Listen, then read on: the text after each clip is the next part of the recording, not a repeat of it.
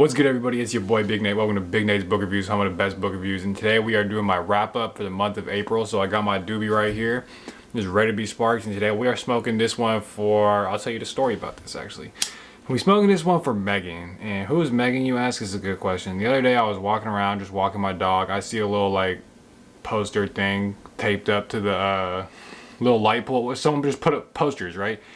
And I just like looking at it for fun, and it said like lost cat. Basically she posted this because she's been house sitting for these people who are like out of town or something,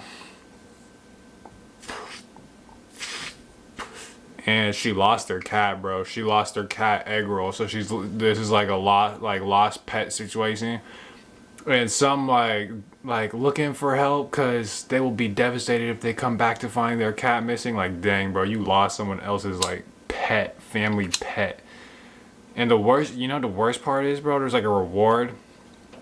It's like $100, bro. Like, Megan's down bad when she lost someone else's cat, and like the best she can come up with is like $100. Like, damn.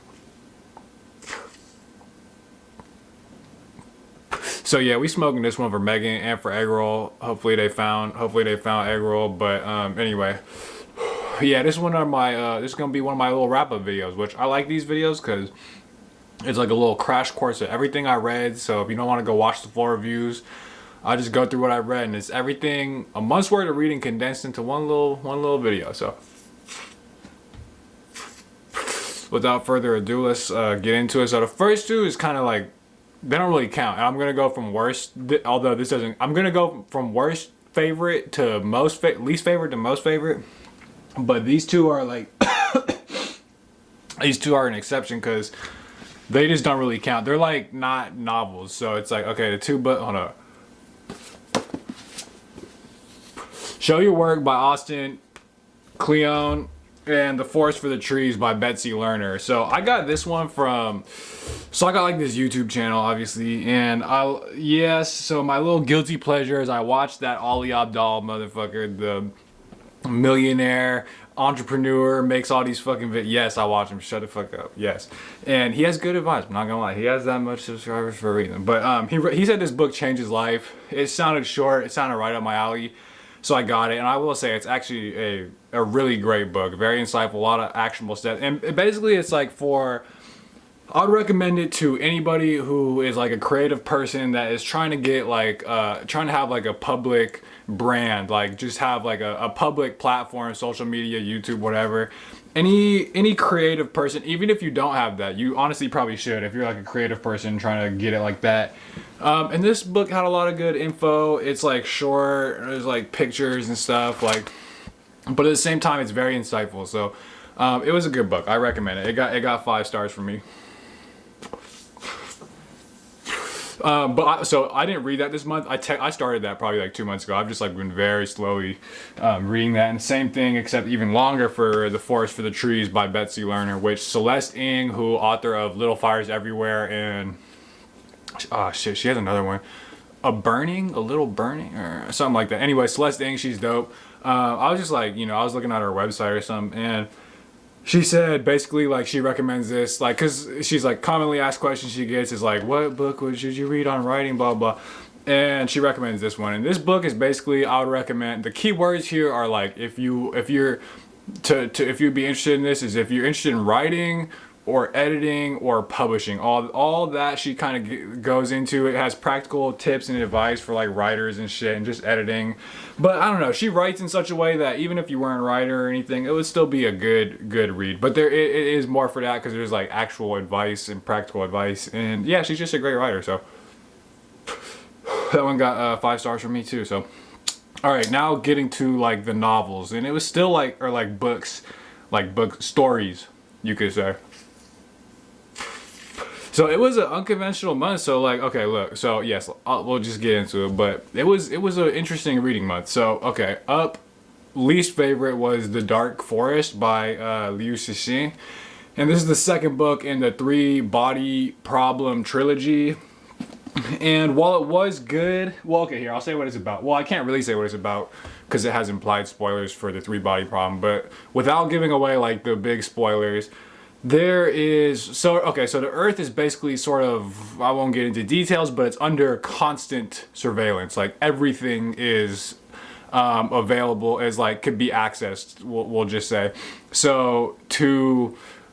As a defense mechanism against these forces, they assign people called what are called the wall facers, and wall facers basically have to come up with plans, like little strategies in their head, because it's the one thing that can't be observed is like internal, like mental stuff. And the sort of the key thing is like you're not supposed to make it like what your actual plan shouldn't be obvious based off what you're doing. So there's like this whole element, and then when they have unlimited resources, basically like the UN gives them unlimited resources to do whatever they want. But so yeah, that's like a whole element, and it's like people are like, people are watching you, and you have to throw them off the course, and they know that you're trying to do that, but you still have to throw them off the course and still obtain this whole objective, which and like it's like sci-fi. There's like space travel, potentially some extraterrestrial life involved, things like that. There's hibernation that takes place on the order of because for some of the things they need to do, they need better technology, so they'll hibernate maybe for like 100 200 years, come back, pop back up once things are good. So that's just kind of a feel for what the book is about.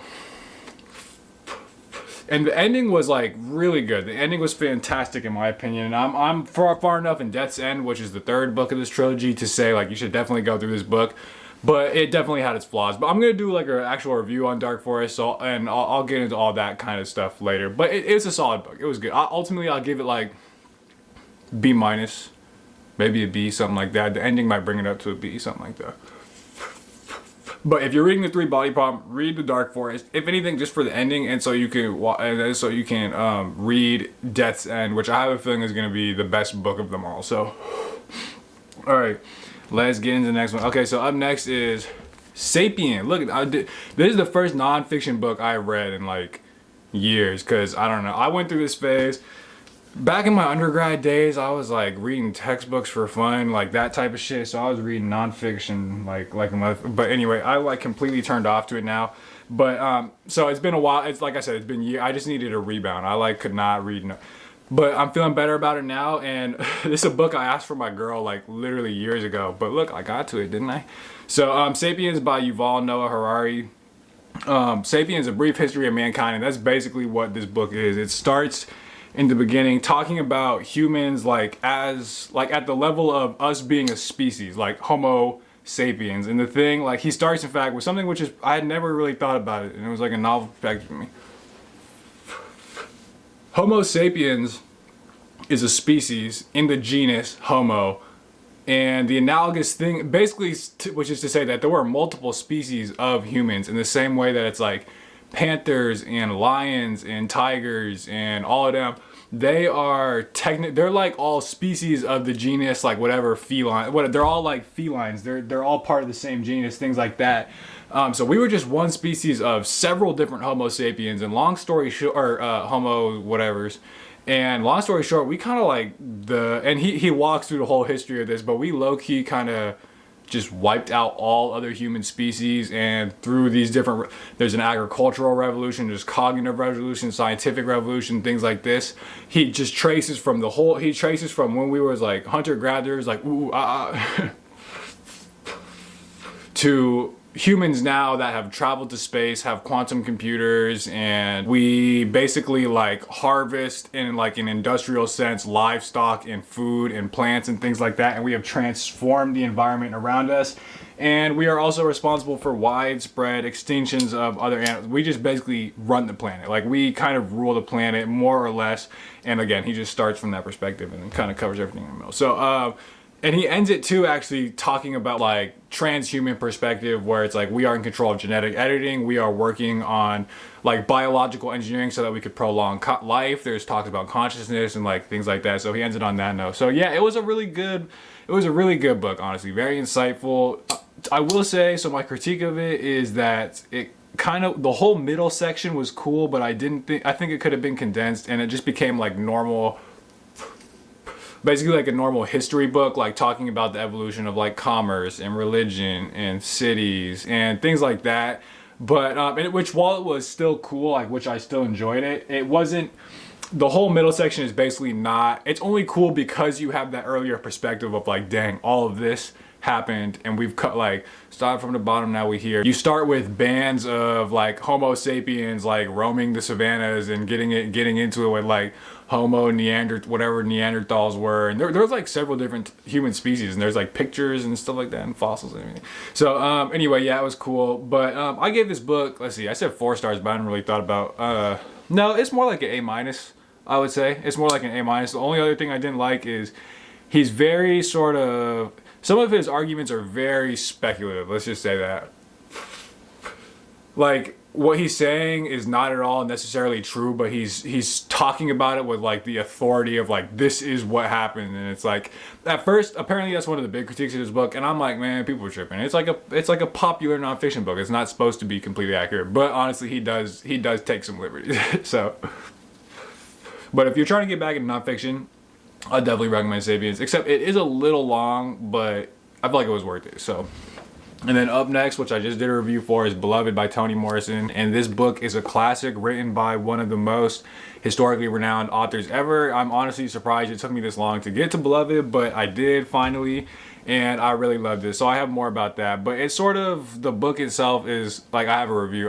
Yeah. Beloved is basically the story of like this woman named Setha who was a runaway slave living with her daughter. Towards the beginning of the book, this one of the slaves who she used to work with, Paul D, he comes, visits their house, and long story short, this woman, this sort of apparition, but she's not like an apparition, like she's real, but her name is Beloved, and she just shows up at their house, and she doesn't know who she is, she doesn't know how she got there, and through her story and their dynamics together, you get to learn more about each other's past, and you get to, and through this, Toni Morrison is able to like explore slavery and all the different aspects of slavery. So if you're interested, if that sounds good, all of this, by the way, in beautiful, eloquent, amazing prose. So if this sounds interesting, check out a book review. Ultimately, I gave it an A-. No, I gave it an A. And if you're anyone else, it might even be higher. A-, A, somewhere between there. And like I said, if you're anyone else, it might be higher. If you're interested, go look at the book. But anyway, that's all I read this month. And 2 of those books were extra credit because I've been reading them for like months, and I just happened to finish them this month. But yeah, let me know what you read this month. If you read any of these books, if they sound interesting, etc., hit that like. Follow me on Instagram, swear to God. And yeah, thank you for watching Big Nate's Book Reviews, home of the best book reviews.